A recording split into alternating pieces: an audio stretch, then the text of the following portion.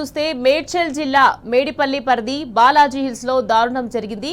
గర్భవతైన భార్యను చంపి మృతదేహాన్ని ముక్కలు ముక్కలుగా చేశాడో భర్త. ఆ తర్వాత శరీర భాగాలను కవర్లో ప్యాక్ చేసి బయటికి తీసుకెళ్లి పడేసేందుకు సిద్ధమయ్యాడు.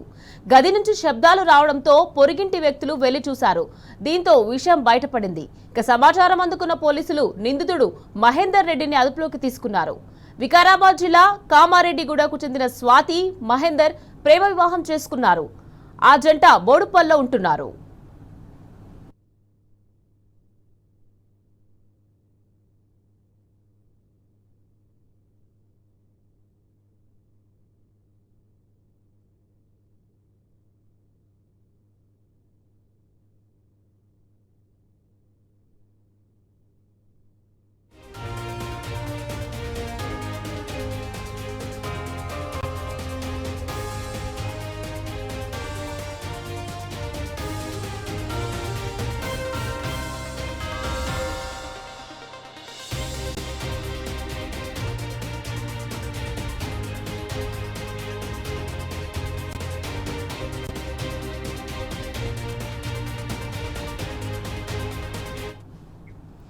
మేడ్చల్ జిల్లా మేడిపల్ పరిధి బాలాజీ హిల్స్ లో దారుణం జరిగింది. గర్భవతైన భార్యను చంపి మృతదేహాన్ని ముక్కలు ముక్కలుగా చేశాడో భర్త.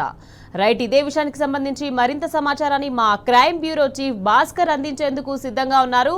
భాస్కర్, చెప్పండి, గర్భవతైన భార్యని కూడా చూడకుండా ముక్కలు ముక్కలుగా చేశాడో భర్త. అసలు ఇలా జరగడానికి కారణం ఏంటంటారు? దీనికి సంబంధించి అప్డేట్స్ ఏంటి భాస్కర్?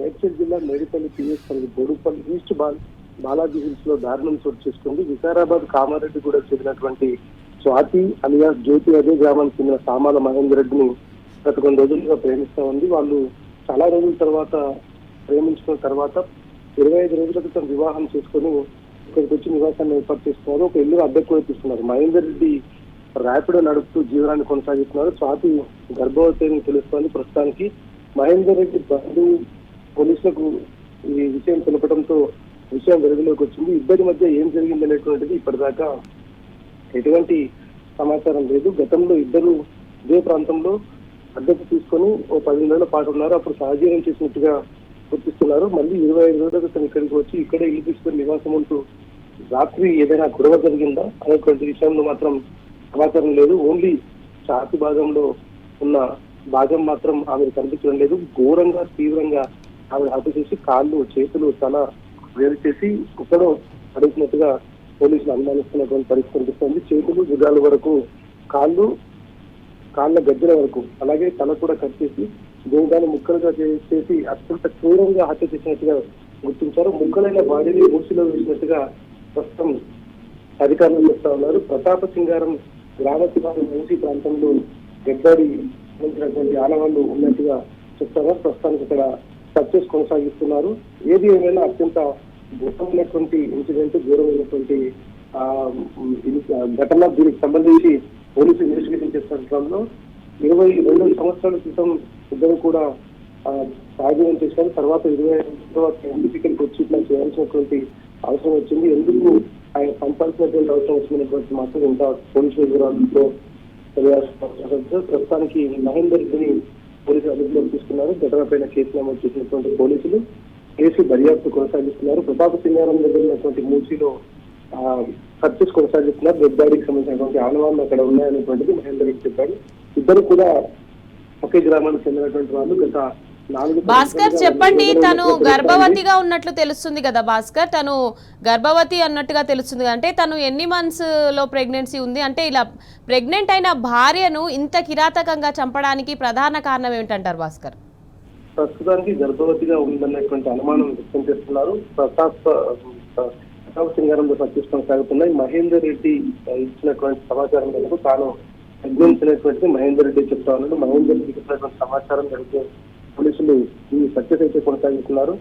ఆమె ఎన్ని మంత్స్ గర్భవతి, ఎన్ని రోజులుగా వాడుతున్నారు పూర్తి వివరాలు మహేందర్ రెడ్డి చెప్పారు. పోలీసులు విచారణ కొనసాగుతుంది కాబట్టి అంత వివరాలను కూడా గోప్యంగా వస్తున్నారు. ఆఫ్టర్ ఇన్వెస్టిగేషన్ పూర్తి వివరాలను ఒక ప్రెస్ నోట్ తెలిసిపోయేటువంటి అవకాశం కనిపిస్తోంది. ఇది సెన్సిటివ్ అంశం కాబట్టి దీన్ని రాద్ధాంతం చేయకుండా అనవసరంగా మీడియాలో యాగి చేయకుండా జరిగినటువంటి అంశానికి సంబంధించి పూర్తిగా వివరాలు వచ్చిన తర్వాతే వాళ్ళు దీనిపైన క్లారిటీ ఇచ్చేటువంటి అవకాశం కనిపిస్తోంది. చనిపోయినటువంటి పార్టీకి సంబంధించినటువంటి బంధువులకు సమాచారం ఇచ్చారు. మహేందర్ రెడ్డి ఇచ్చినటువంటి సమాచారం మేరకు వాళ్ళ బంధువులకు కూడా వివరాలు తెలియజేశారు. ప్రస్తుతం వాళ్ళ బంధువులు, తల్లిదండ్రులు, కుటుంబ సభ్యులు వచ్చిన తర్వాత దీనికి సంబంధించినటువంటి పూర్తి వివరాలు తెలిసే అవకాశం కనిపిస్తోంది.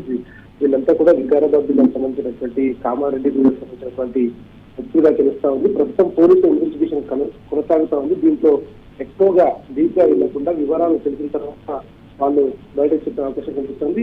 సమాజం మొత్తం సిగ్గుపడేలా, తరలించుకునేలా ఇవాళ మహేందర్ రెడ్డి చేసినటువంటి ప్రవర్తన కనిపిస్తా ఉంది. వాళ్ళ బాడీని 5 భాగాలుగా కట్ చేసి తల, మొండెం, కాళ్ళు, మోకాళ్ళ నుంచి కిందికి అరికాళ్ళ వరకు ఒక భాగం, అరికాళ్ళు ఒక భాగం చేసి అంత క్రూరంగా సంపాదించినటువంటి అవసరం నేను వచ్చినటువంటి మహేందర్ రెడ్డి ఆయన కన్ఫెషన్ చెప్పాల్సిన అవసరం కనిపిస్తుంది. ప్రస్తుతానికి విచారణ కొనసాగుతుంది. విచారణ తర్వాత పూర్తిగా తెలిసే అవకాశం కనిపిస్తుంది. భాస్కర్, స్వాతి పేరెంట్స్ ఎవరైనా ఈ విషయం గురించి స్పందించారా? అసలు ఇలా జరగడానికి కారణం ఏంటి? ఫస్ట్ నుంచి వాళ్ళకి ఏమైనా గొడవలు ఉన్నాయని వాళ్ళ తల్లిదండ్రులు ఏమైనా చెప్తున్నారా ఈ విషయం గురించి? ఇంకా మీకు అదే విషయం పదే చెప్తాను. ఇది సెన్సిటివ్ విషయం. దీనిపైన ఎక్కువగా ప్రొలాంగ్ చేయడం మంచిది కాదు. దీనికి సంబంధించి వాళ్ళ తల్లిదండ్రులకు సమాచారం అందించారు. పూర్తిగా వాళ్ళు వచ్చిన తర్వాత దీనిపైన క్లారిటీ వచ్చే అవకాశం కనిపిస్తోంది. చనిపోయినటువంటి స్వాతికి సంబంధించి వాళ్ళ బంధువులకు, కుటుంబ సభ్యులకు, తల్లిదండ్రులకు అందరికీ సమాచారం అందించారు.